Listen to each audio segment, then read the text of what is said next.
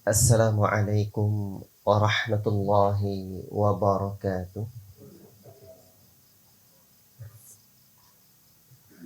Innal hamdalillah nahmaduhu wa nasta'inuhu wa nastaghfiruh wa na'udzu billahi min shururi anfusina wa min sayyiati a'malina. May yahdihillahu fala mudilla lahu wa may yudlil fala hadiyalah. Ashhadu an la ilaha illallah wahdahu la syarika lah. وأشهد أن محمدا عبده ورسوله يا أيها الذين آمنوا اتقوا الله حق تقاته ولا تموتن إلا وأنتم مسلمون يا أيها الناس اتقوا ربكم الذي خلقكم من نفس واحدة وخلق منها زوجها وبث منهما رجالا كثيرا ونساء واتقوا الله الذي تساءلون به والأرحام إن الله كان عليكم رقيبا يا أيها الذين آمنوا اتقوا الله وقولوا قولا سديدا يصلح لكم أعمالكم ويغفر لكم ذنوبكم ومن يطع الله ورسوله فقد فاز فوزا عظيما أما بعد فإن أصدق الحديث كتاب الله وخير الهدي هدي محمد صلى الله عليه وسلم وشر الأمور محدثاتها وكل محدثة بدعة وكل بدعة ضلالة وكل ضلالة في النار. أيها الإخوة, bapak-bapak, sahabat-sahabat semua yang saya cintai karena Allah Tabarakar Rahman. Syukur kita kehadirat Allah Rabbul Alamin, Allah yang senantiasa memberikan kita rahmat dan nikmatnya, sehingga pada malam ini Allah Ta'ala pertemukan kita kembali di majelis ini, di Musalla Abdul Rahman bin Auf ini. InsyaAllah bakal jadi pondok lagi, dan semoga Allah Ta'ala berikan keberkahan, dan apapun yang kita perjuangkan karena Allah, maka nadillahi fahuwa abqa. Sesuatu yang kita buat, yang kita tulis, yang kita amalkan, yang kita perjuangkan karena Allah, fahuwa abqa, maka dia akan berkekalan. Ikhlas berat, dan ikhlas itu berat, maka terus kita ulang-ulang. Ma'alatu syai'an asyaddu alayya minni. Tidak ada perkara yang paling berat, kata Sufyan rahimahullah ta'ala. Tidak ada perkara yang paling berat aku obati daripada perkara niat. Maka terus kita memperbaiki niat kita untuk mencari ridho Allah, sayang Allah, agar kelak bisa berjumpa dengan Allah, melihat wajahnya, dan jangan hanya sekedar tulus. Masih ingat rumusnya? Masih ingat apa itu beda tulus dan ikhlas? Tulus dari di jiwa dia hobi ngumpul-ngumpul, hobi kegiatan-kegiatan. Jiwa dia tuh memang berjiwa sosial, tapi dia tidak kerahkan semangat yang ada dalam jiwa dia, potensi yang ada dalam diri dia itu untuk mencari ridho Allah. Dan orang-orang yang mengerahkan potensi yang ada seperti itu dalam dirinya untuk mencari ridho Allah, kasih sayang Allah, rahmat Allah, perjumpaan dengan Allah, wajah Allah di hari akhirat kelak, maka itu adalah orang-orang yang mukhlisin, orang-orang yang hadir dalam hatinya keikhlasan. Untuk itu terus kita tanamkan lagi dalam diri kita keikhlasan, mengharapkan ridha Allah Subhanahu wa ta'ala. Dia ikhlas tidak ikhlas kita, Pak, kita juga yang rugi. Kita ikhlas, Allah balas. Kita tidak ikhlas, sia-sia. Dan kadang kita lupa menghadirkan niat, itu lupa. Pokoknya kegiatan doang, dah selesai. Pokoknya kegiatan, tidak menghadirkan niat karena Allah. Maka untuk itu para ulama senantiasa mewanti-wanti kita untuk terus memperbaiki niat kita. Termasuk juga kitab yang kita pelajari sekarang adalah dalam rangka memperbaiki diri kita, memperbaiki hubungan kita dengan Allah. Karena dalam diri orang yang beriman, dan mudah-mudahan kita istiqomah di atas keimanan ini, ada kecintaan yang mendalam kepada Allah. Walladzina amanu asyaddu hubban lillah. Orang-orang yang beriman itu teramat sangat cintanya kepada Allah. Jadi kalau dalam diri kita belum teramat sangat cinta kita kepada Allah, itu perlu kita pertanyakan diri kita. Ada apa dengan hati saya? Dengan apa dengan kalbu saya? Bahkan orang-orang yang terus menuntut ilmu itu, Pak, manhumani la yashba'an. Orang yang terus, ada dua orang yang tidak pernah kenyang-kenyang. Ada dua orang yang tidak pernah dia capek-capek, tidak pernah dia puas-puas. Yang pertama, talibud dunia, pecinta dunia, pencari dunia. Dia telah tertipu dengan kehidupan dunia yang saat ini. Allah tak pernah pandang mulia dunia ini.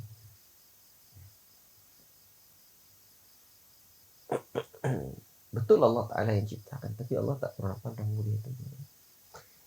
Namun begitulah dunia. Aqallu minal qalil wa ashiquha adallu minal dalil. Dunia ini lebih sedikit dari yang sedikit. Dapat satu nak dua, dapat dua nak tiga, tiga nak empat, empat nak lima, terusnya. Tak pernah puas-puas kita dengan dunia. Sampai nanti tanah telah masuk dalam mulut kita di alam kubur. Maka wa'ashikuha adallu minad dalil.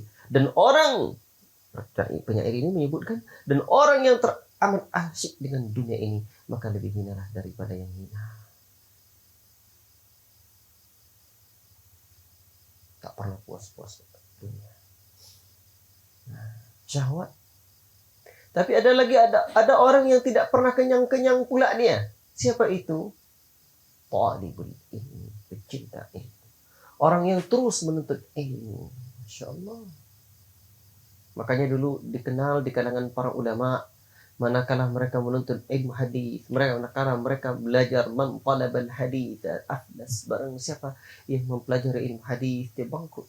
Maka Pak, kalau ada anak kita yang belajar di pondok, yang ada belajar di pesantren, kita tak punya harta, kendaraan orang udah bagus, kendaraan kita masih seadanya. Oh, sawit orang sudah banyak, sawit kita pas-pasan saja. Rumah orang udah mewah, rumah kita ya sekedarnya saja. Jangan pernah, Pak, merasa minder. La tahinu wa la tahz wa la tahinu wa la tahzanu wa antumul a'launa in kuntum mu'minin. Jangan kamu merasa berhina dan jangan kamu merasa bersedih. Kamu adalah orang yang tinggi derajatnya di sisi Allah jika kamu adalah orang yang beriman dan menuntut ilmunya. Anak kita, al-ilmu la ya'dilu syai' idza sahhatin niyyah. Ilmu tidak ada yang menandingi apabila niat kita baik. Allah. Maka minta saja anak kita terus memperbaiki niatnya karena Allah, nak, mengharapkan perjumpaan dengan Allah. Besok, nak, ayah kamu, mak kamu, kita sekeluarga kita bersama lagi di surga Allah yang penuh dengan kenikmatan. Itu saja. Ya. Maka sekarang kita juga hadir di majelis ilmu ini dalam rangka memperbaiki diri kita. Saya tidaklah orang yang lebih baik dari bapak-bapak. Cuman kita beda tugas saja. Bapak-bapak buat masjid, buat musola, buat madrasah, macam-macam. Sayanya kebetulan ya, alhamdulillah pernah sekolah dulu. Itu saja. Pernah belajar. Inna akramakum indallahi atqakum. Sungguh orang yang paling mulia di antara kalian di sisi Allah hanyalah orang-orang yang bertakwa. Dan kita tidak tahu. At-taqwa hahuna, kata Nabi sallallahu alaihi wasallam. Ketakwaan itu di sini letaknya di hati kita. Jadi sekarang kita sama-sama belajar saja. Belajar terus memperbaiki diri. Menjadi hamba Allah Subhanahu wa taala. Mudah-mudahan kelak di surga kita bisa berjumpa lagi. Kita bisa bertemu dengan Allah, bisa berjumpa dengan Nabi sallallahu alaihi wasallam. Jadi ternyata ketika kita ingin berjumpa dengan Allah, berjumpa dengan Nabi, Allah sudah sebutkan. Qul in kuntum tuhibbunallah. Katakan hai Muhammad, dan Nabi Muhammad itu adalah utusan Allah. Kita kan tidak pernah jumpa dengan Allah. Tak bisa kita bisa berjumpa dengan Allah di alam yang bernama dunia fana ini. Kalau mau berjumpa dengan Allah di surga Allah kelak, wujuhu yawma idzin nadhirah ila rabbiha nadhirah. Wajah mereka nanti putih berseri, terang benderang, ceria melihat wajah Rabb mereka. Tapi Allah yang ciptakan semuanya. Allah yang berikan kita segala-galanya. Yang telah kita pakai adalah kepunyaan Allah. Yang sedang kita nikmati adalah nikmatnya Allah. Yang kita cita-citakan juga kepunyaan Allah. Tentulah orang beriman betul-betul hadir dalam dirinya kecintaan kepada Allah. Qul in kuntum tuhibbunallah. Katakan hai Muhammad, jika betul-betul kamu mencintai Allah, fattabi'uni, maka ikutilah aku. Maka dalam rangka berupaya dalam mengikuti Nabi Sallallahu Alaihi Wasallam, inilah kita belajar. Ikuti Nabi itu bukan pula dalam perkara dunia. Kalau sempat disuruh Nabi, kita ngikut Nabi dalam perkara dunia, kacau kita, Pak. Saya belum sampai dari Libat Kain tadi ke sini. Ya. Ya, tadi saya berangkat pukul berapa tadi? Jam berapa tadi? Hampir 3:30 lah kami berangkat, atau jam 3 lewat lah. Jam 3 lewat. Kami dah nyampe sebelum maghrib, jam 6 pas kami dah nyampe sini. Tapi kalau seandainya pakai onta aja, nggak nyampe-nyampe. Karena Nabi sudah sebutkan, kuntum a'lamu bi umurid dunyakum. Kalian lebih tahu tentang urusan dunia kalian. Soal mau berapa hektar sawit, apa kendaraan mau kalian beli, mau berapa rumah tingkatnya, kalian yang tahu. Nabi tidak membawa dunia, tapi Nabi mengajarkan bagaimana kita menyikapi dunia. Nabi yang ajarkan kepada kita adalah ibadah. Kalau tentang ibadah, ittabi'u wa la tabtadi'u. Ittabi'u, ikutilah, dan jangan buat perkara baru. Kufi itu, sungguh kamu sudah tercukup. Agama ini telah sempurna di tangan Nabi. Sehingga ayat yang terakhir turun adalah Al-Maidah ayat yang ketiga. Pada hari ini di Haji Wada, di hari Jumat, tidak lama setelah itu Nabi wafat. Al-yawma akmaltu lakum wa atmamtu alaikum ni'mati wa raditu lakum al-Islam dinan. Pada hari ini, al-yawma akmaltu lakum dinakum, pada hari ini telah kusempurnakan untukmu agamamu. Aku telah wa atmamtu alaikum ni'mati, dan aku telah sempurnakan nikmatku untukmu. Dan aku telah ridha al-Islam sebagai din untukmu. Dan ini Pak yang menyempurnakan, bukan Muhammad. Kalau Nabi Muhammad mungkin boleh jadi bisa salah, karena beliau manusia biasa. Tapi beliau ini wahyu. Wa ma yantiqu 'anil hawa in huwa illa wahyuha. Tidak adalah yang diucapkan Nabi sallallahu alaihi wasallam, melainkan hanya wahyu yang telah diwahyukan. Beliau dalam urusan din ini, dalam agama ini, dibimbing oleh Allah, sehingga tidak pernah ada salah. Makanya yang menyempurnakannya Allah, zat yang maha sempurna. Untuk kita, tidak nak kita ambil. Tidak mungkin, Pak. Ada hadiah sempurna dari seorang yang dermawan luar biasa, tidak kita ambil. Rugi lah. Sekarang Allah yang menyempurnakan agamanya untuk kita, tidak kita ambil.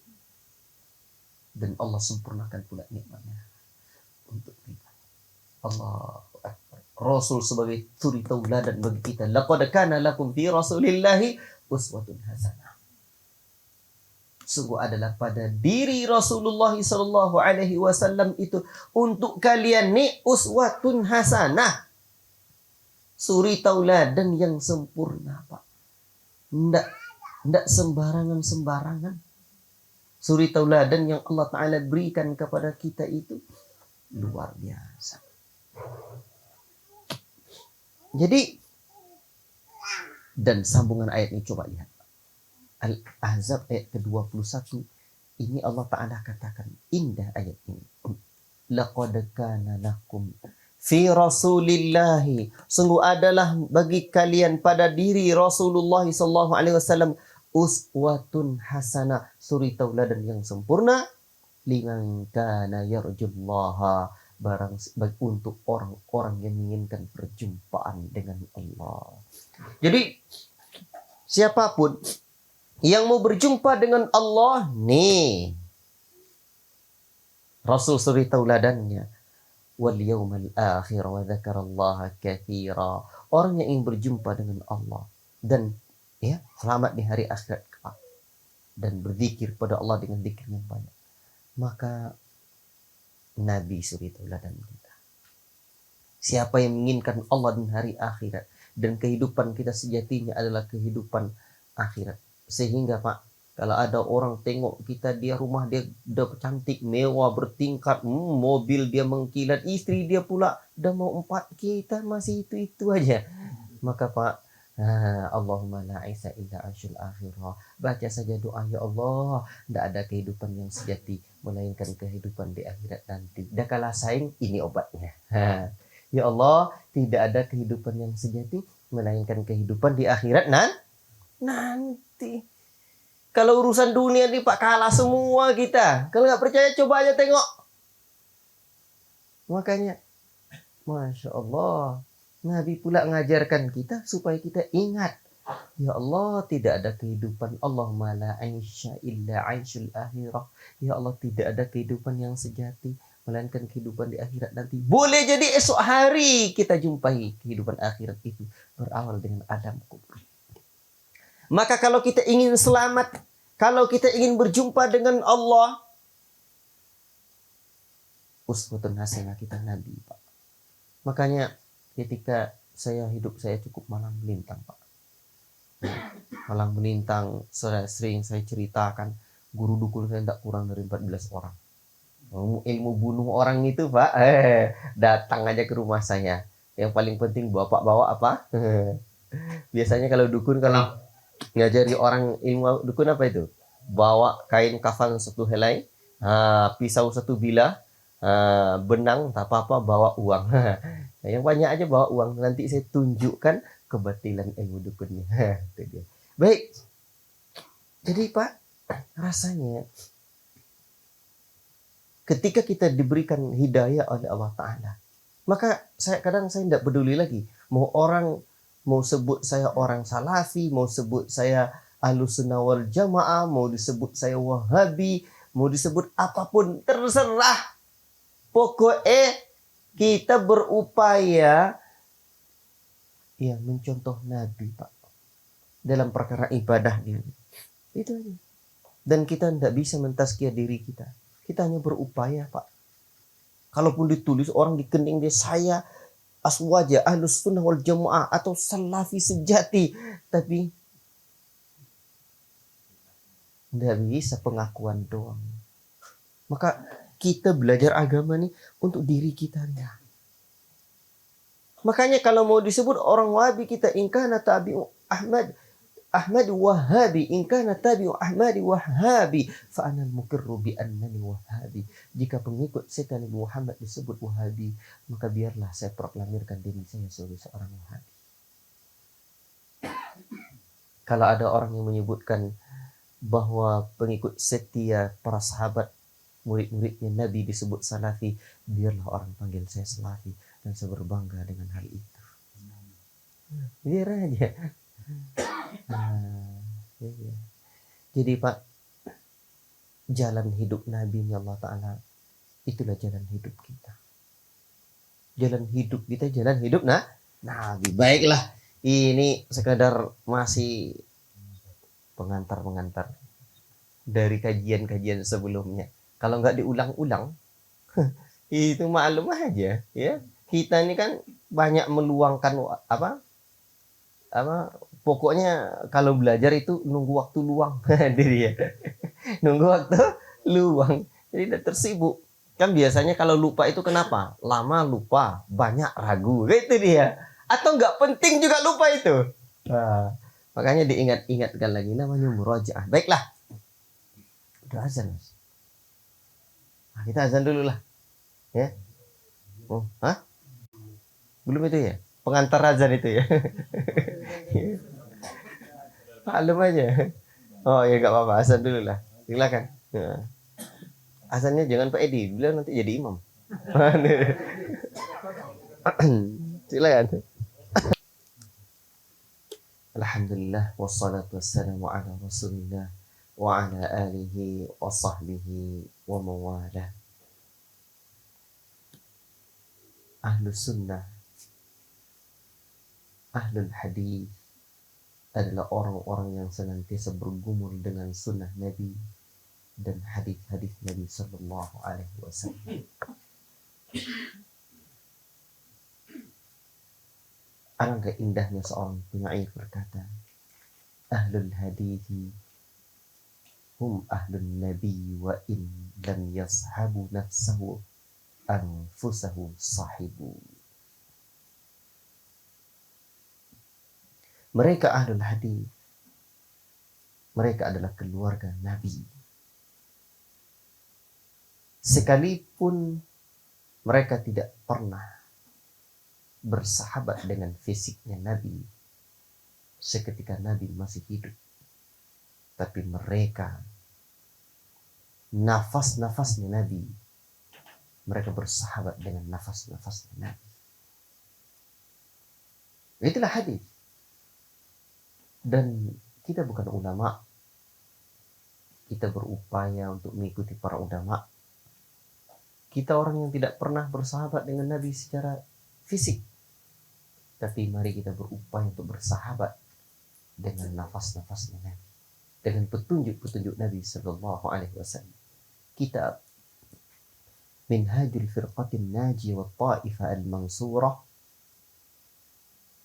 metode atau manhaj jalan yang selamat dan kelompok yang ditolong oleh Allah karena Syekh Muhammad bin Jamil Az-Zain rahimahullah ta'ala ini adalah upaya kita untuk terus istiqamah berada di atas petunjuk Nabi sallallahu alaihi wasallam.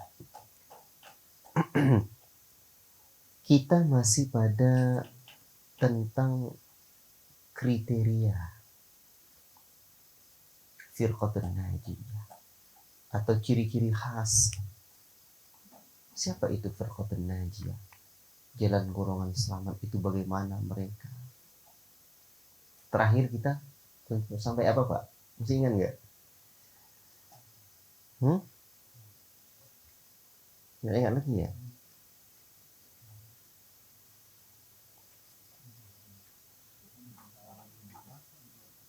Sampai apa Pak? Saya kadang uraiannya kan kemana panjang-panjang gitu ya. Jadi ya apa? Ya, biar kita memahami. Baik.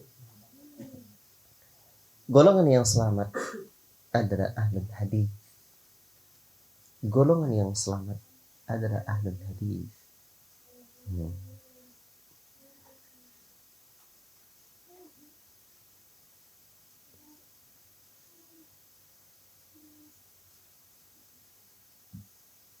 Nomor berapa Pak?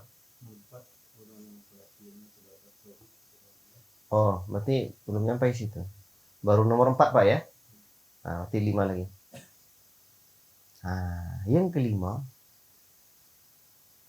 di antara karakteristik Ahlus Sunnah Firqah An-Najiyah, mereka adalah orang yang gemar menghidupkan sunnah Nabi Sallallahu Alaihi Wasallam dalam beribadah, dalam perilaku dan segenap kehidupannya. Mereka menghidupkan sunnahnya Nabi fi ibadatihim, dalam ibadah mereka. Pegang itu. Wasulukihim, dalam perilaku mereka. Jadi jangan hanya dalam ibadah, tapi juga perilaku. Wahayatihim, dan hidup mereka. Kalau udah seperti ini, fa'asbahu roba, jadilah akhirnya mereka orang-orang yang terasing baina qaumihim, di antara kaumnya. Jadi maksud terasing di sini ini bukan mengasing-asingkan diri. Tapi kalau betul-betul kita amalkan agama ini, memang terasing lah. Coba lihat orang mengucapkan salam misalnya. Sekarang kalau ucapkan salam, Assalamualaikum, yo katanya. Jawabannya apa? Iya. Kadang diam aja. Kadang mengangguk. Iya mas. Apa tidak terasing kita? Sehingga kadang-kadang saking asingnya ini unik rasa sama anak-anak. Nanti kalau nampak orang berjenggot atau usah-usah, assalamualaikum kata anak-anak. Nah, alhamdulillah juga itu. Nah ini bukti bahwa memang ghuraba. Kama akhbara anhum Rasulullah sallallahu alaihi wasallam, dan kondisi seperti itu sebagaimana sudah dikabarkan Nabi dahulu dalam sabdanya. Apa kata Nabi? Innal Islam bada'a ghariban, sesungguhnya Islam itu awal datangnya asing di tengah-tengah masyarakat jahiliyah Mekah. Wa sayaudu ghariban, dan akan kembali lagi asing. Dan ini merupakan mukjizat Nabi. Nabi dah kabarkan asing nanti lagi kama bada'a, sebagaimana awalnya dulu. Cuman awal dulu itu orang kafir. Belakangan di negeri-negeri kaum muslimin sendiri pun jadi gharib, jadi asing, bukan karena kafirnya, tapi karena kejahilannya, karena ketidaktahuannya. Terus gimana caranya? Fatuba lil ghuraba, bahagialah orang-orang yang terasing ketika itu. Dah, makanya jangan hadis ini kita jadikan untuk kita eksklusif di tengah masyarakat. Justru menjadikan kita makin sayang dan mencintai masyarakat. Dari sisi apa? La yu'minu ahadukum hatta yuhibba li akhihi ma yuhibbu li nafsihi. Tidak sempurna iman salah seorang kalian sampai dia mencintai saudaranya sebagaimana dia mencintai dirinya sendiri. Saya banyak menjumpai kadang-kadang di kalangan kawan-kawan yang dah lama duduk mengaji, hadis ini dijadikan untuk membuat asing-asing aja kerjanya dia di tengah masyarakat. Senang aja dia. Pokoknya asing. Nah, itu dia. Nah, padahal seharusnya hadis ini memotivasi dia makin mencintai masyarakatnya. Tadi sudah saya sebutkan bahwa orang dahulu kena kafirnya. Orang sekarang ketidaktahuannya. Karena mereka juga sudah muslim. Makanya Syekh bin Baz rahimahullah ta'ala menyebutkan, inna hadzal asr asr rifqa. Zaman ini adalah zaman berlemah lembut. Terus kita baik kepada orang. Dia kalaulah kita tampang sudahlah jenggotan, celana cingkrang, baju sudah baju bukan baju koko lagi, tapi sudah baju Pakistan terus. Karena kan kadang sukanya kita, mau gimana lagi? Tapi di tengah masyarakat itu kan aneh kali. Ditambah lagi kita kaku dan kasar pula, tapi pakai dalil uroba. Uroba terasing adanya. Itu enggak betul, itu gerobak itu. Ikhwatillah barakallahu fikum. Cobalah ingat, Nabi sallallahu alaihi wasallam sudah disebutkan oleh Allah Subhanahu wa taala bagaimana sikap beliau. Fabima rahmatin minallahi linta lahum, maka dengan sebab rahmat Allah taala, ya, kamu bisa berlemah lembut kepada mereka. Allah ceritakan, Allah sebutkan dalam surah Al-Imran ayat 159. Walau kunta faddan ghalidhal qalbi lan faddu min hawli. Sekiranya kamu berlaku kasar, keras, kutus, benci aja sama orang, gak suka aja, ghalidhal qalbi, keras hati, lan faddu min hawli, misalnya nanti mereka akan lari dari sekelilingmu.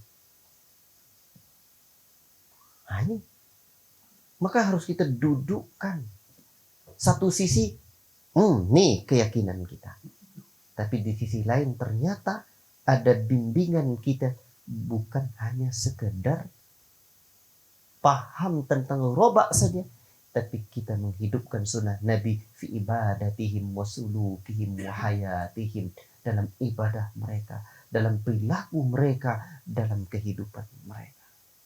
Makanya kalau saya pergi ke pedalaman itu Pak, saya orang nanya saya orang apa, saya tidak akan jawab orang-orang apa-apa. Ya kalau orang sebut orang salafi ya Ustaz, ya saya pengikut generasi, saya berupaya berjuang ya untuk diri saya bisa mengikuti apa yang diajarkan Nabi. Kalau memang disebut seperti itu apa boleh buat, tapi menurut saya salafi beginilah, tidak aku kaku.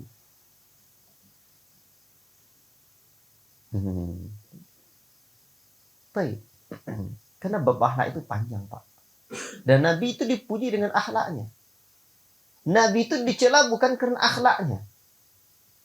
Makanya sekarang kalau kita dicela karena akhlak kita, nah di situ kekeliruan kita. Nabi itu dibenci oleh masyarakatnya karena akidahnya. Di mana akidah Nabi Shallallahu Alaihi Wasallam tidak disetujui oleh mereka-mereka yang ingin menjadikan Allah dibuat menjadikan perantara antara Allah dengan mereka dalam peribadahannya. Maka untuk itu belajar tentang akhlak ini juga penting, dan porsi tentang pendidikan akhlak. Lihatlah bagaimana awal-awal Islam itu Pak. Awal-awal Islam itu akhlak itu ditanamkan oleh Allah dan Nabi. Bahkan kalau belajar kitab akhlak kita Pak, saya punya satu kitab namanya Mausu'atun Nadratul Na'im fi Akhlaqi Rasulil Karim. Itu saya dapatkan di Maktab Jadiyat Mekah Selatan. Saya senang dengan kitab itu. Itu ada 12 jilid Pak. Jilid ke-12-nya daftar isinya. 11 jilid tentang akhlak Pak. Ada 200 akhlak terpuji, 161 akhlak tercela disebutkan dalam kitab itu. Makanya ketika kita disebut seorang muslim, orang muslim itu disebut muslim kenapa Pak? Karena ada Islam dalam dirinya. Jadi Islamnya kita ini karena dan muslim disebut muslim karena ada Islam dalam dirinya. Islam ada 3, ada akidah, ada ibadah, ada muamalah. Itulah akhlak kok. Dulu orang tua-tua kita dia kalau masak pakai tungku, Bapak tahu tungku? Sekarang masih ada tungku nggak? Dia ada 3 tungku nih, ya. Kalau lagi masak gulai dalam kuali besar itu, tiba-tiba patah tungku 1, tinggal 2. Kira-kira gimana deh Pak? Orang sini bilang tegendengnya cuy. Nah, tebayak gulai kali. Jadi dia miring Pak. Tumpah gulainya. Dari tungku kita bisa belajar. Ternyata akidah, ibadah, dan muamalah atau akhlak tak bisa dipisahkan. Jadi. Dan para ulama juga sudah menyebutkan kepada kita tentang 3 hal tentang ilmu Islam ini. Ya, akidah, ibadah, dan muamalah atau akhlak ini. Di sini kita. Maka pengikut Ahlus Sunnah sejati adalah mereka yang betul-betul mengamalkan sunnah Nabi, berupaya dari semua sisinya. Baik. Ketika kita sudah mengamalkan dari semua sisi yang seperti ini, akhirnya kita jadi ghuraba. Itulah dia yang fatuba lil ghuraba itu. Bahagialah orang-orang yang terasing ketika itu. Sabar. Sabar. Tidak doang. Sabar. Tapi sabar kan ada batasnya Ustadz. Itu kata siapa? Sabar. Sabar aja.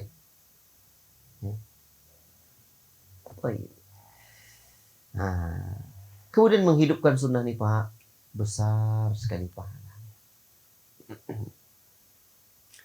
Maka jangan pernah meremehkan satu sunnah pun. Nabi Shallallahu Alaihi Wasallam sudah mengajarkan kita satu amalan, bagaimana menghidupkan sunnah ini dengan baik. Man sanna fil islami sunnatan hasanatan. Barang siapa yang menghidupkan sunnah, barang siapa yang menghidupkan satu sunnah dari sunnah-sunnah Nabi Sallallahu Alaihi Wasallam, sunnah-sunnah yang baik, perilaku-perilaku yang baik dalam agama ini, kana lahu ajruha wa mithlu ajri man amila biha, dan dia mendapatkan pahala mengamalkannya dan pahala orang-orang yang mengikutinya. La yanqusu min ujurihim syai'a, tanpa mengurangi pahala mereka sedikit pun. Allahu Akbar. Tapi sebaliknya, wa man sanna sunnatan sayyi'atan, barang siapa yang membuat perkara atau perilaku buruk dalam kehidupan ini, fa'amila biha kana alaihi wizruha, dia mendapatkan dosanya, wa wizru man amila biha min ba'dihi la yanqusu min auzarihim syai'a. Mereka mendapatkan dosanya dan dosa orang-orang yang mengikutinya tanpa mengurangi dosa mereka sedikit. Mau dapat pahala jariyah kita atau dosa jariyah? Pahala yang terus mengalir pahalanya atau dosa yang terus mengalirkan dosa itu pada kita? La ilaha illallah. Makanya hidupkan sunnah Nabi. Dan di antara sunnah Nabi sekarang, Assalamualaikum. Senyum itu sunnah Nabi itu. Sekarang memang perlu banyak latihan senyum, Pak. Bapak gini aja, pulang ke rumah, tadi dapat kajian, Neng. Sama istri bilang gitu. Kata Ustadz mesti latihan senyum. Nah, kalau nggak pandai senyum gitu, berdiri di depan kacanya. Coba dulu. Kalau saya senyum seperti ini, gigi saya seperti apa? Kalau saya senyum begini, gigi saya gimana? Tahu kita, Pak. Bukankah di antara amalan yang paling utama adalah idkhalus surur fi qalbi akhika muslim atau akhika mu'min. Kama qala Rasulullah SAW. Di antara amalan yang paling sempurna adalah amalan memasukkan kegembiraan ke dalam hati saudaramu sesama mukmin. Sunnah itu. Makanya kalau sunnah kita kaji seluruh sisinya, dakwah sunnah adalah dakwah yang paling mudah diterima ketimbang dakwah yang bukan sunnah. Apa yang bukan sunnah itu apa namanya, Pak? Yang bukan sunnah itu namanya apa? Itu kata siapa? Kata Nabi. Nah, itu dia. Baiklah, jadi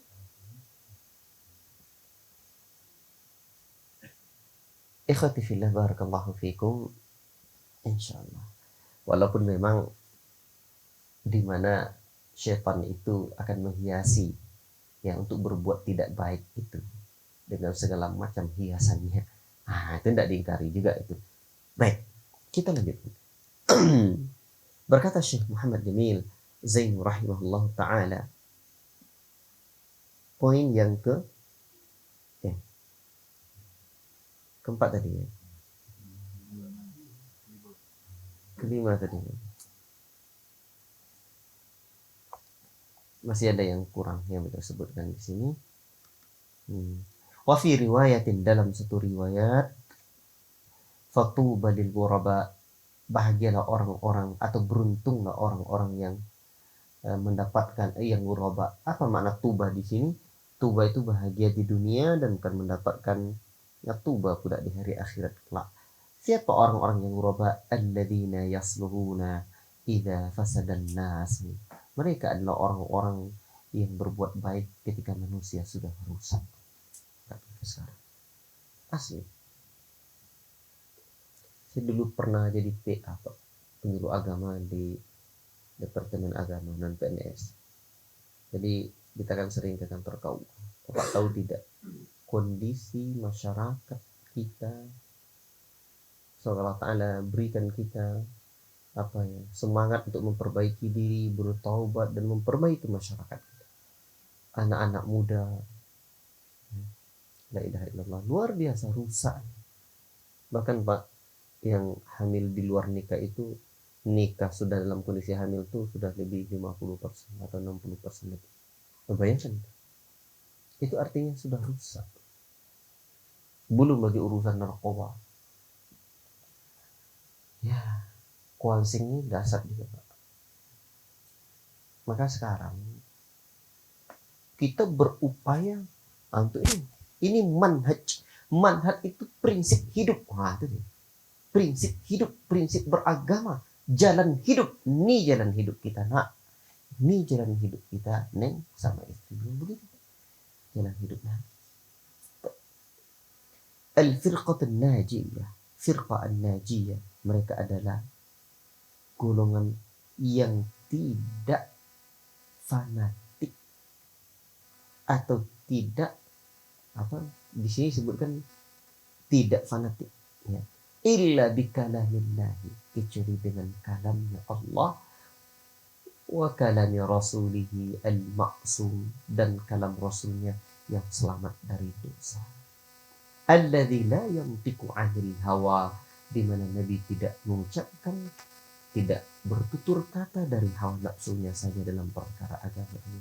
Amma ghairuhu minal bashar, adapun selain Nabi sallallahu alaihi wasallam dari kalangan-kalangan manusia ini, betapapun tinggi derajatnya, mahma alat, sekalipun tinggi derajatnya, faqad yukhti'u, dia kadang bersalah. Liqauli sallallahu alaihi wasallam, kullu bani adam khata' wa khairul khata'ina at-tawwabun. Setiap bani Adam itu memiliki sifat salah, ya, dan sebaik-baik orang yang bersalah adalah orang-orang yang bertaubat. Wa qala al-Imam Malik, dan berkata al-Imam Malik. Siapa Imam Malik? Al-Imam Darul Hijrah, imam negeri Madinah.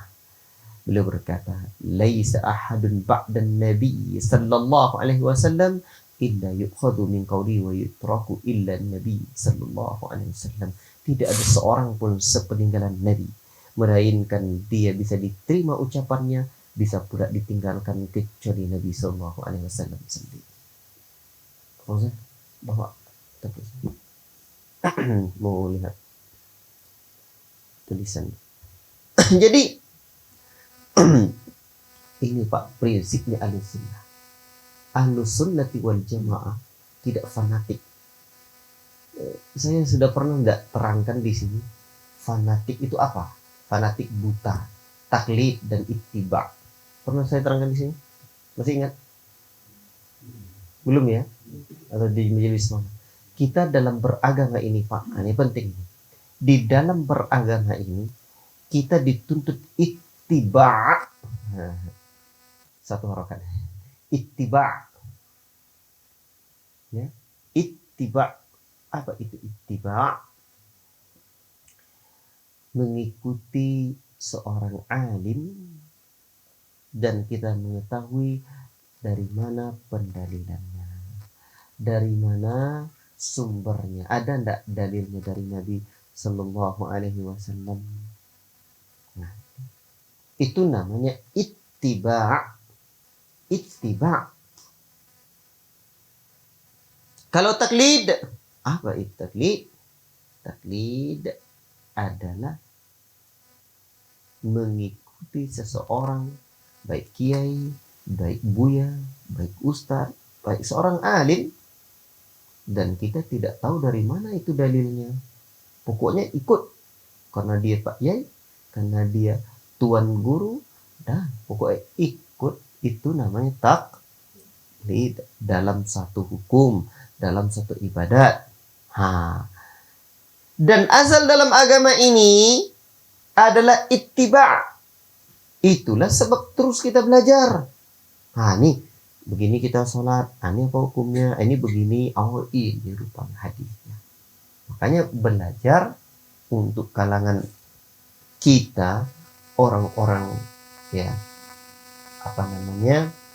yang masyarakat biasa, maka ada baiknya kita belajar seperti fikih sunnah. Ini fikihnya, ini dalilnya, langsung disebutkan dalilnya. Ya, seperti saya tadi malam saya ngisi di Sukaraja.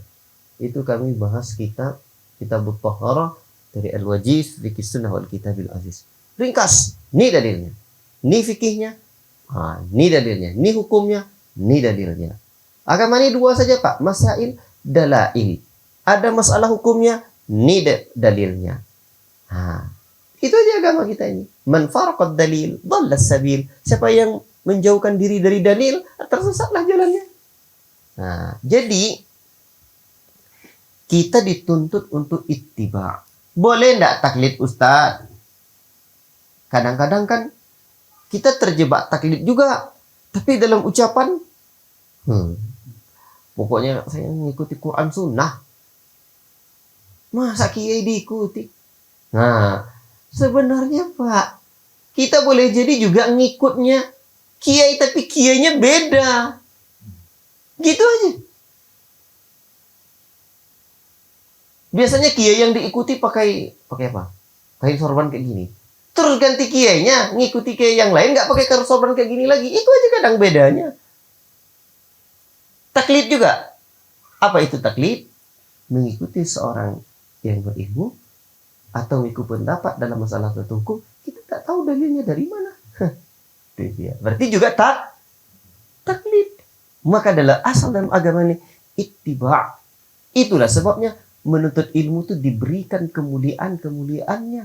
Orang hadir di majelis ilmu dimuliakan Allah. Orang yang berjalan menuntut ilmu dimuliakan Allah. Dengan hadisnya yang sudah sering kita dengar. Makanya asal dalam agama ini tidak boleh taklid. Namun asalnya adalah ittiba'. Boleh tidak taklid Ustaz? Boleh. Tapi ada kaedah-kaedahnya. Kan tidak semua orang nanti tahu apa? Tahu hukumnya. Tidak mungkin juga semua kita mesti tahu semua dalilnya. Atau kemarin Ustaz, boleh tidak ini Ustaz? Oh boleh kata Ustaznya. Kadang-kadang tidak sempat juga nanya apa dalilnya Ustaz. Kadang-kadang tidak sempat juga. Berarti kita juga terjebak ke dalam taklid. Maka taklid itu dibolehkan dengan beberapa kaedah. Satu. Ini penting lah nih. Tidak boleh taklid kecuali kepada ulama Ahlus Sunnah wal Jamaah. Jelas dia. Bukan sahibul hawa, pengikut hawa nafsu. Tidak. Jelas. Sekarang hati-hati aja.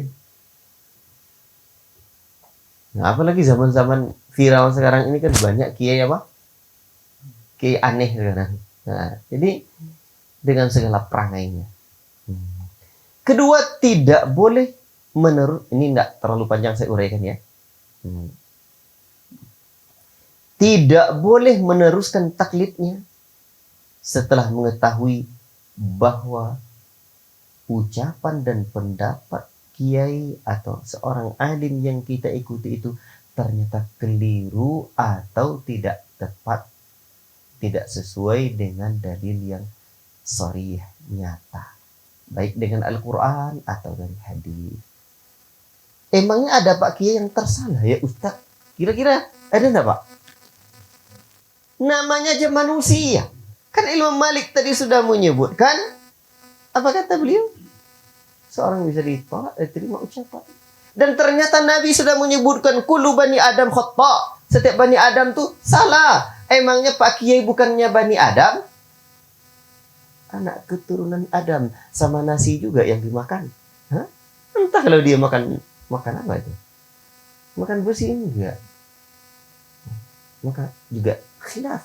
Dan Nabi Shallallahu Alaihi Wasallam juga sudah menyebutkan apabila seorang hakim tersebut idza hakamal hakimu fajtahada, apabila seorang hakim atau seorang alim dia berijtihad, bersungguh-sungguh mengeluarkan hukum, lalu fa asaba falahu ajran, lalu dia betul, maka dia dapat 2 pahala. Wa idza akhta'a, dan apabila dia tersalah, falahu ajrun wahid, dia mendapatkan 1 pahala. Berarti dalam hadis ini kadang orang salah memahami, akan dapat 1 pahala katanya. Jadi kalaupun salah-salah kita juga dapat satu pahala. Bukan kitanya Mas yang dapat pahala itu. Beliaunya yang berijtihad itu, menuntut ilmu, mencari sumber hukum, karena keterbatasan ilmunya ternyata salah ijtihadnya. Maka ijtihad itu ada yang jelas benarnya, ikuti, ada yang jelas salahnya, maka itu ditinggalkan. Beliaunya yang sudah berjuang itu mendapatkan satu pahala kalau salah. Kalau betul, pahala betulnya, pahala perjuangannya, 2 pahala. Kitanya ada ndak nas yang menyuruh kita, dalil yang menyuruh kita untuk mengikuti yang salah? Tidak ada. Nah, berarti kan jelas. Itu kaidah yang kedua. Panjang juga ya penjelasannya. Nah, ketiga, boleh berpindah dari satu pendapat ke pendapat yang lain. Pendapat siapapun itu. Mu kiai besar sorbannya, atau mu ustadz tamat manapun dia. Apalagi saya. Ya. Boleh berpindah dari satu pendapat ke pendapat lain berdasarkan ilmu dan hujjah, bukankan hawa nafsu. Karena selera dia seperti itu tidak tepat itu. Sebab ibadah ini dalilnya bukan selera. Kalau selera itu dalil untuk masakan. Enak nggak Mas? Enak Neng. Itu dalil, nanti buat lagi ya. Itu untuk masakan. Tapi kalau ibadah, maka jangan berpindah-pindah pendapat kecuali kalau berdasarkan ilmu. Dan itu boleh. Tanda sayang malah kita sama guru kita. Makanya saya senang dulu Buya saya kasih wasiat berpegang teguh dengan prinsipnya Al-Imam Syafi'i. Alhamdulillah. Saya belajar manhajul Imam Syafi'i fi isbatil aqidah. Metode Al-Imam Syafi'i dalam menetapkan akidah. Bahagia saya. Rupanya akidah Al-Imam Syafi'i seperti ini. Saya pernah belajar dalam doroh kitab Syarh Sunnah karya Al-Imam Al-Muzani, muridnya Al-Imam Syafi'i. Dalam masalah akidah kitab itu pembahasannya. Senang saya, ternyata ini akidahnya murid Imam Syafi'i. Otomatis ini pula akidah gurunya. Senang. Ya. Jadi kadang kita kan tidak pernah disuruh mengikuti yang salah. Walaupun itu guru kita. Tanda sayangnya kita mengikuti guru kita. Tanda sayangnya kita pada guru kita. Jangan ikuti perbuatan salahnya. Jangan-jangan dia keliru, ya. Jangan-jangan dianya bukan seorang mujtahid yang berijtihad juga pada menghidupkan sesuatu yang keliru pula. Jangan-jangan dianya berdosa. Maka hentikan, putuskan mata rantai dosanya guru kita itu. Baik. Kaidah yang keempat. Tidak boleh meyakini orang yang kita ikuti maksum dari kesalahan. Yang maksum itu hanya Nabi Sallallahu Alaihi Wasallam. Tidak boleh. Dan Nabi juga sudah sebutkan wa idza akhta'a, apabila dia tersalah, berarti ada seorang mujtahid, ada mujtahid yang tersalah. Sudah jelas itu. Kaidah yang ke-5, tidak boleh mewajibkan kepada salah satu mazhab atau kepada salah satu mazhab dari 4 atau mazhab yang lain. Pokoknya saya kalau ini wajib mazhab ini. Karena ulama mazhab itu sendiri pun tidak mewajibkan kita mengikuti mereka, melainkan mereka mewajibkan kita untuk mengikuti Nabi Sallallahu Alaihi Wasallam. Tapi jangan sok-sokan Mas. Nanti dibilang pula, kamu masa ngikuti kiai? Kiai itu ada salah, Bung. Kita ngikuti Nabi. Emangnya kita bisa langsung tahu tentang bagaimana hadis Nabi kalau kita bukan memahaminya dari para ulama. Para ulama pun belajarnya juga dari para ulama sebelumnya, guru-guru mereka. Baik. Maka nanti ini ada pembahasan lagi. Sebutkan oleh Syekh Jamil Zainul rahimahullah ta'ala. Kita memuliakan ulama. Baik. Kaidah yang ke-6. Loyalitas atau al-wala. Al-wala itu kecintaan, kasih sayang, loyalitas, dan bara. Bara itu artinya kebencian atau berlepas dirinya kita dari satu golongan atau satu masalah. Ini disebut wala dan bara. Loyalitas dan kebencian tidak boleh dibangun atau dinisbatkan kepada mazhab atau kepada orang yang kita ikuti. Saya kalau gak ngaji di Abdurrahman bin Auf, saya tak mau. Nah, itu namanya terjebak dalam apa? Dalam sesuatu yang tidak benar. Itulah kaedah dalam taklid. Pegang yang 6 nih. Jadi asal dalam agama ini ittiba, tidak boleh taklid. Hukum asalnya begitu. Tapi boleh taklid dengan kaedah-kaedahnya. Tidak semua orang tahu dalil. Bahkan seorang alim pun kadang bertaklid. Ketika seorang alim atau mufti bertanya, Syekh, mana menurut Syekh pendapat apa hukumnya ini Syekh? Akhirnya saya ini tidak ingat atau tidak hafal atau tidak tahu juga. Ilmu serba terbatas. Syekh mengatakan, saya mendengarkan Syekh Fulan mengatakan hukumnya begini dan saya ikuti dia. Boleh jadi dia mengeluarkan fatwa dan dia hanya taklid kepada Syekh sebelumnya. Wajar keterbatasan ilmu. Tapi ini kaedahnya. Dan kita tidak boleh ta'assub. Apa itu ta'assub? Ini apa lagi? Ta'assub itu ketika datang, kita mengikuti seorang Pak Yai, tuan guru, ya. Tiba-tiba ada anak kita datang, ya, ini loh kata Ustaz begini. Oh, enggak bisa itu Ustaz, kamu kagak betul itu, yuk. Yang betul ini tuan guru ini, dia keramat ini, tahan bacok. Anda ini dalil, ini coba tengok adit ini. Ini sahih dalam Sahih Bukhari, dalam Sahih Muslim, ya. Wah, Anda, saya gak percaya pokoknya kalau enggak tuan guru ini. Ayah kagak percaya. Itu namanya fanatik buta. Dalam bahasa Arab disebut dengan ta'assub. Menolak kebenaran setelah nyata kebenaran itu dengan alasan apa? Dengan landasan perasaan. Nanti. Jadi itu yang ta'assub. Baik. Cukup uraian ini ya. Poin ini cukup uraiannya sampai di sini. Jadi kita ittiba terus. Ini dalam rangka ittiba nih, Pak. Ittiba'un Nabi. Karena ilmu itu cahaya, Pak. Ilmu itu mulia. Terus untuk ilmu. Makanya menuntut ilmu itu sekalipun ya besok hari kita wafat atau nanti kita wafat. Bahkan di kalangan para ulama dulu, teman saya lupa namanya. Ya. Ada seorang alim itu apa? Dia harimau sudah depan dia. Harimau itu sudah dekat dia. Ya. Sudah apa? Harimau itu ada dekat dia. Terus gimana lagi? Dianya kagak takut. Tapi dianya apa? Akhirnya diselamatkan Allah lagi. Saya lupa alur cerita detailnya dan siapa ulamanya, nanti saya murajaah lagi. Tapi yang menjadi titik poinnya, dia kagak apa? Kagak bergeming.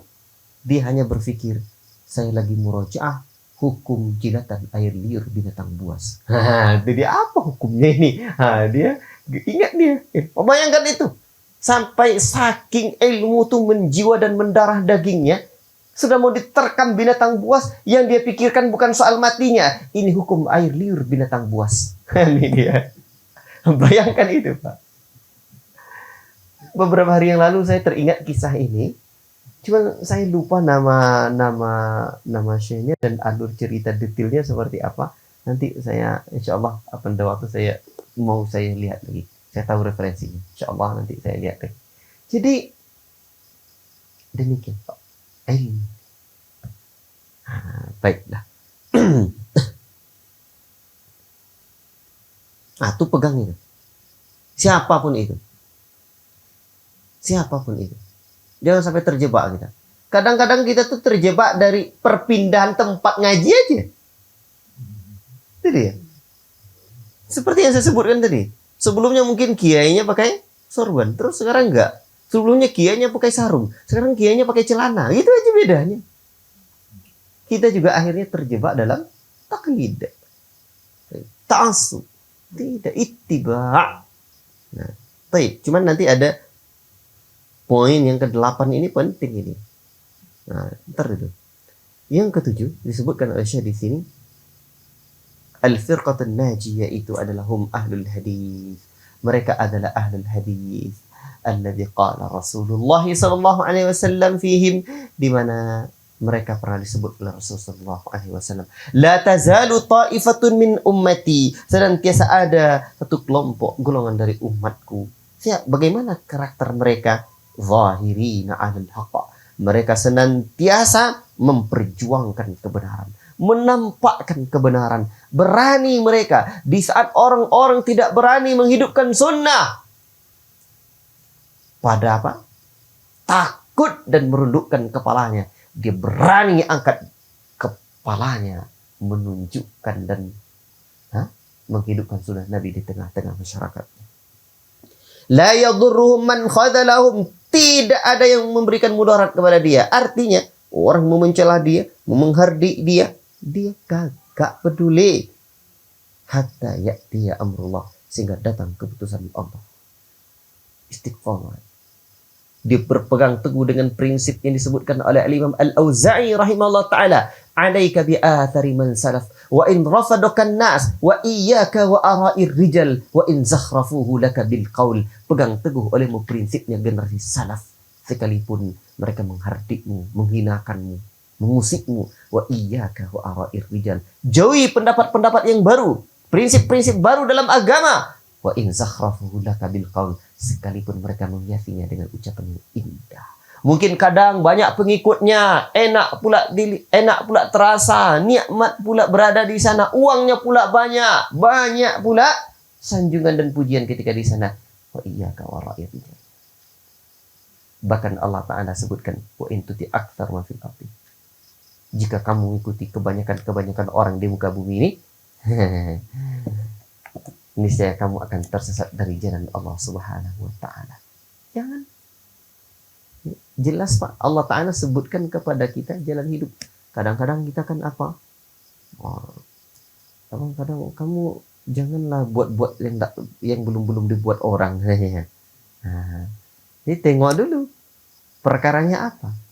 Karena Allah Ta'ala sendiri sudah sebutkan dalam Al-Quran. Bagaimana kalau mengikuti orang-orang banyak kayak gitu saja. Jelas nanti kalian akan tercerai-berai dari jalan Allah. Allah sendiri yang sebutkan dalam Al-Quran. Nah, ini golongannya. Dan semoga Allah Ta'ala merahmati seorang penyair yang berkata, tadi sudah sebutkan, ahlul hadithi hum ahlun nabi, wa in lam yashabu nafsahu anfusahu sahibu. Ahlul hadith, mereka adalah keluarga Nabi, sekalipun mereka tidak pernah bersahabat dengan fisiknya Nabi, tapi mereka bersahabat dengan nafas-nafasnya Nabi. Kira-kira kenapa poin yang ke-7 ini kok disebutkan oleh Syekh setelah setelah setiap orang itu bisa diterima dan ditolak ucapannya. Disebutkan poin ini, mungkin wallahu a'lam bishawab. Ini ada kaitan karena Imam Syafi'i pernah menyebutkan, alaikum bi ashabil hadis fa innahum aktsaru shawaba. Kalian berpegang teguh dengan prinsipnya ashabul hadis. Mereka adalah orang yang paling banyak betulnya. Baik, tapi ashabul hadis juga dalam akidah. Ya, itu kan hanya dalam soal fikih ya. Makanya dakwah Ahlussunnah bukan hanya dakwah fikih sunnah, tapi juga dakwah akidah dan manhaj sunnah. Itu dia. Baik.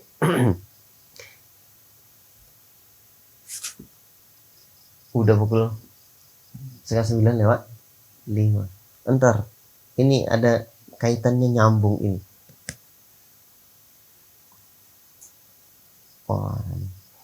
Saya selesaikan poin ke-8 Pak, sebab ini nyambung sedikit lagi. Al-firqatun najiyatu Firqah An-Najiyah adalah orang-orang yang menghormati para imam. A'immatul mujtahidin itu Pak, mereka hormati, mereka muliakan. Tidak boleh tidak hormat kita. Al-Imam Syafi'i itu kadang beliau manusia. Mungkin tidak sampai satu hadis padanya tentang kesahihannya, atau mungkin ijtihad beliau, ya, atau para ulama yang lain. Tapi Imam Syafi'i jangan dikira Pak, beliau bukan seorang ahli hadis. Beliau digelari Nasirus Sunnah, penolong sunnah Nabi. Ajib. Makanya Pak, kalau mau tahu bagaimana kitab fikih itu ada juga yang punya dalil. Kalau kitab fikih matan kecil-kecil itu tak ada dalil lah. Tapi kalau kitab besar-besar itu ada dalil juga. Apalagi kitab Al-Um itu berdalil ya. Ya. Makanya ini ada rencana saya mau buka halaqah kita Al-Um nanti insyaallah. Jadi biar ini. Nah, tahu. Makanya kita muliakan semua, dan kita tidak membeda-bedakan para ulama. Mereka adalah Masya Allah, para ulama. Nabi tak tinggalkan emas, permata, intan, berlian, pangkat, jabatan. Nabi tak tinggalkan itu. Yang Nabi tinggalkan ilmu dan ahli ilmu. Mereka adalah pewaris para nabi. Al-ulama warathatul anbiya. Para ulama itu pewarisnya Nabi. Maka kita muliakan pewaris Nabi ini. Kalau ada orang yang dapat warisan dimuliakan nggak Pak? Wih, di keluarga itu dia apa? Penerima warisannya. Orang kok terhormat lah itu. Banyak warisan dia. Jadi orang kaya terpandang dia. Sekarang orang yang paling banyak menerima warisan Nabi adalah para ulama. Maka kita muliakan. Tidak boleh kita. Cuman kita tidak fanatik terhadap salah seorang di antara mereka. Tidak ta'assub kepada mereka. Tetapi apa? Tetapi kita ambil pemahaman fikih dari Al-Quran dan hadis as-sahihah, ya, dan dari perkataan-perkataan mereka semua. Golongan Firqatun Najiyah mengambil fikih pemahaman hukum dari Al-Quran dan hadis yang sahih, dan pendapat-pendapat Imam Mujtahid yang sejalan dengan hadis yang sahih. Hal ini sesuai dengan wasiat mereka yang menganjurkan agar para pengikutnya mengambil hadis sahih dan meninggalkan setiap pendapat yang bertentangan dengannya. Mereka para ulama itu juga menyuruh kita untuk berpegang teguh dengan hadis yang sahih. Kalau bertentangan dengan pendapat mereka, jangan. Itu prinsip dalam beragama itu. Ini semuanya untuk apa? Betul-betul memurnikan ittiba kita hanya untuk Nabi. Karena Allah Ta'ala tidak pernah sebutkan yang sebagai uswatun hasanah kita, melainkan hanya Nabi Sallallahu Alaihi Wasallam. Wallahu Ta'ala a'lam bishawab. Mungkin inilah Pak yang dapat saya sampaikan pada kesempatan ini, karena keterbatasan waktu dan juga keterbatasan ilmu. Makanya sekarang terus kita belajar. Maka nanti Ustadz boleh tidak berubah pendapat, atau jangankan pindah dari satu pendapat seorang alim mendapat alim yang lain Pak. Kita kita sendiri Pak. Kita kadang-kadang dulu pendapat saya begini, saya sekarang tidak betul lagi pendapat itu dulu. Kadang kita berubah. Al-Imam Syafi'i juga punya qaulul qadim dan qaulul jadid, ucapan lama, pendapat lamanya, dan pendapat baru. Wajar itu tanda kita manusia. Wallahu ta'ala a'lam bishawab. Cukup sekian. Yang benar hanya dari Allah, yang salah dari pribadi saya menyampaikannya. Allah manfa'ana bima 'allamtana wa 'allimna bima yanfa'una. Wa sallallahu wasallam ala nabiyyina Muhammad wa ala alihi wa sahbihi ajma'in.